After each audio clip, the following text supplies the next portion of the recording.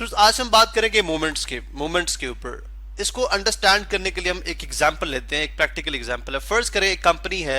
ABC limited, ABC private limited, Pvt limited, ठीक है। अब इस कंपनी ने एक प्रोडक्ट डेवलप की है जो कि है फॉर एग्जांपल एक मोबाइल है जिसकी उन्होंने एक फिक्स प्राइस रख दी है, ठीक है, एक प्राइस सेट की है। अब वो बेसिकली अगर इन ग्राफ में देखें तो हमारे पास चार जो है वो मुख्तलिफ तरह के ग्राफ हैं, पी क्यू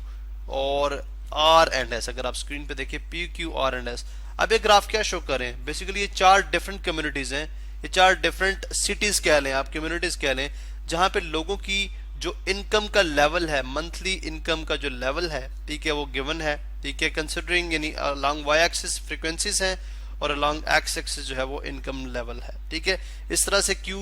एक शहर है या एक कम्युनिटी है, इस तरह आर एंड एस है। अब इस कंपनी ने यहाँ पे इनकी फ्रीक्वेंसी डिस्ट्रीब्यूशन कर्व को स्टडी करना है, इनको कंपेयर करना है और देखने की कौन सी बेस्ट कम्युनिटी है जहां पे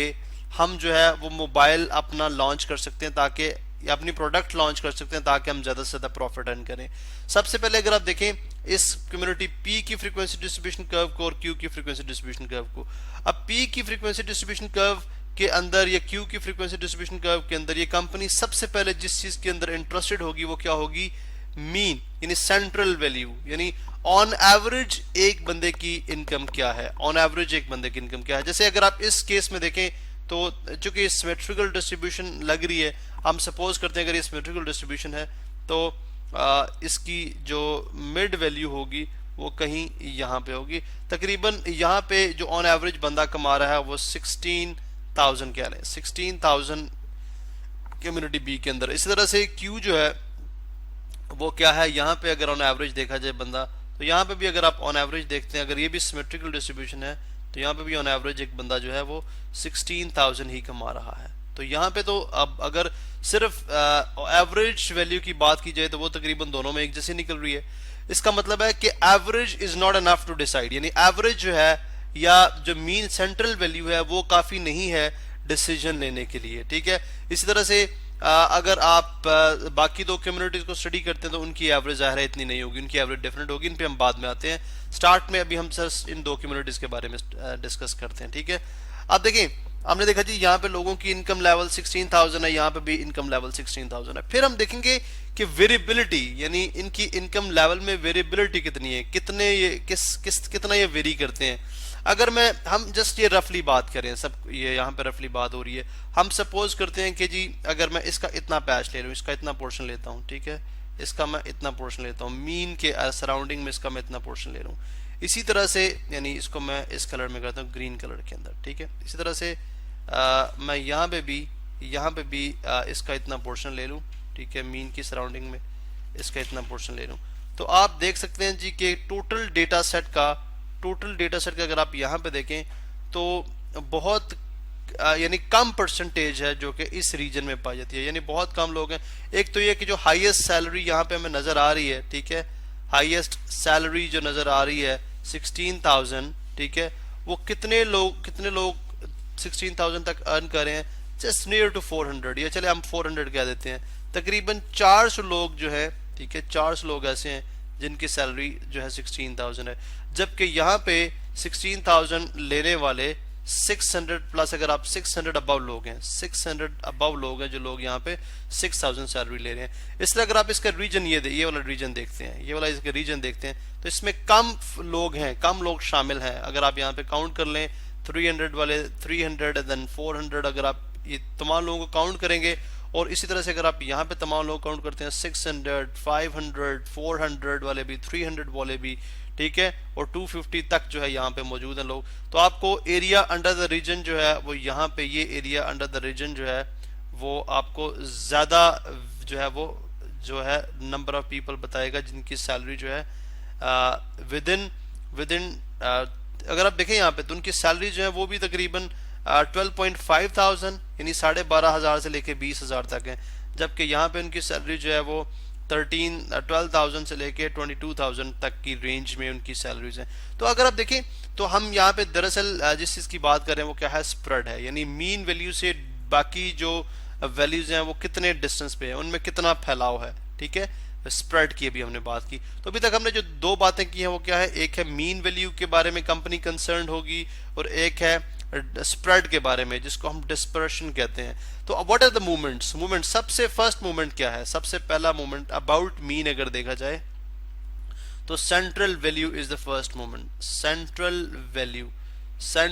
वैल्यू जो है किसी भी डेटा सेट की वो फर्स्ट मूवमेंट होता है, ठीक है। या अगर हम इन अदर सेंस अगर हम मूवमेंट की बात करते हैं तो मूवमेंट अबाउट मीन जो होगा वो जीरो होगा, यानी सेंट्रल वैल्यू से अगर आप डिफरेंस लेंगे विद पावर 1 यानी x माइनस एक्स बार, ठीक है, और इसका समेशन करें एंड डिवाइडेड बाय कर दें n, इसकी एवरेज ले लें, तो डेफिनेटली हमारे पास जो आंसर होगा वो जीरो हो जाएगा, ठीक है। But central value is very important. Second जो चीज थी वो डिस्पर्शन। डिस्पर्शन क्या होता है,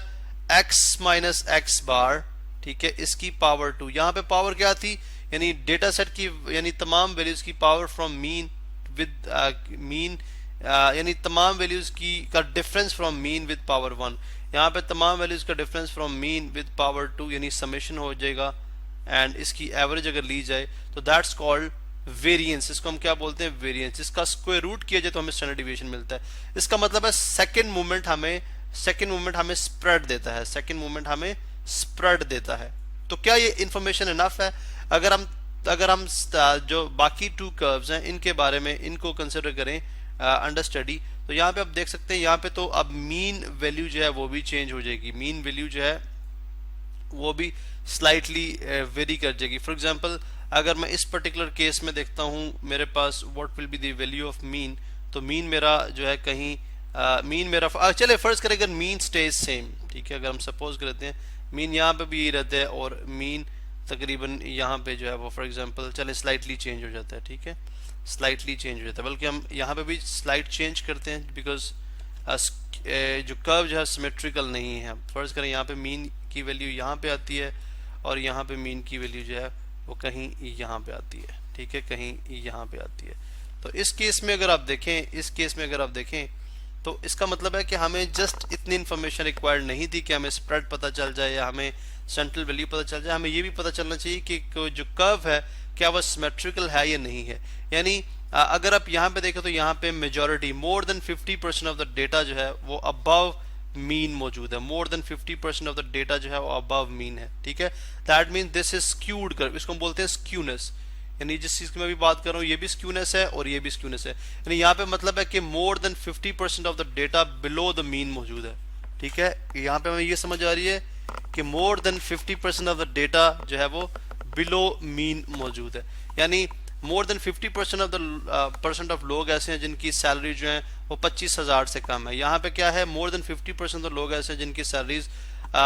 14,000 फॉर एग्जांपल 14,000 से ज्यादा हैं। तो इसका मतलब है स्क्यूनेस भी हमें हेल्प आउट करती है कि अगर स्क्यूड होगी तो डेफिनेटली उसके अकॉर्डिंगली कंपनी हमारे पास जो ABC प्राइवेट लिमिटेड कंपनी है उसके अकॉर्डिंगली वो डिसीजन लेगी कि फॉर एग्जांपल अगर मोबाइल की प्राइस बहुत ज़्यादा होगी तो वो प्रेफरेबली इस कम्युनिटी में कम्युनिटी में जो है वो उसको लॉन्च करना पसंद करेंगे जहां पे लोगों की जो मोर देन 50% ऑफ लोग जिनकी सैलरी जो है 15,000 से ज़्यादा है, ठीक है, तो ताकि वो उस मोबाइल को परचेज करने की जो है वो पावर रखते हों। इस तरह अगर मोबाइल की प्राइसेस जो है वो कम होगी तो R में भी लॉन्च किया जा सकता है, S में भी लॉन्च किया जा सकता है। तो बेसिकली ये जो हमने स्क्यूनेस की बात कर रहे हैं, ठीक है, जैसे ये चूंकि ये इसकी जो ये टेल है ये लेफ्ट साइड पे जा रही है टुवर्ड्स नेगेटिव जा रही है तो उसको हम नेगेटिवली स्क्यूड कहते हैं। इसका मतलब है किसी भी कर्व की जो सिमेट्री है वो हमें मालूम होना जरूरी है, वो भी एक इम्पॉर्टेंट थिंग है। जैसे ये पॉजिटिवली स्क्यूड है क्योंकि ये इसकी टेल टुवर्ड पॉजिटिव साइड है,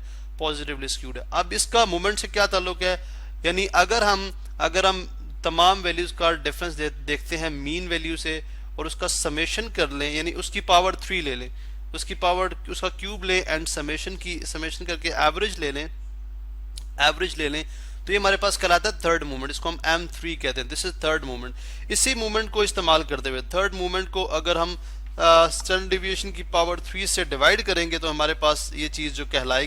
ये कहलाएगी स्क्यूनेस, इसको हम बोलेंगे स्क्यूनेस। हम इस वीडियो को कंटिन्यू करते हैं और देखते हैं और क्या इन्फॉर्मेशन होती है जो हमें रिक्वायर्ड होती है किसी भी तरह का डिसीजन लेते वक्त।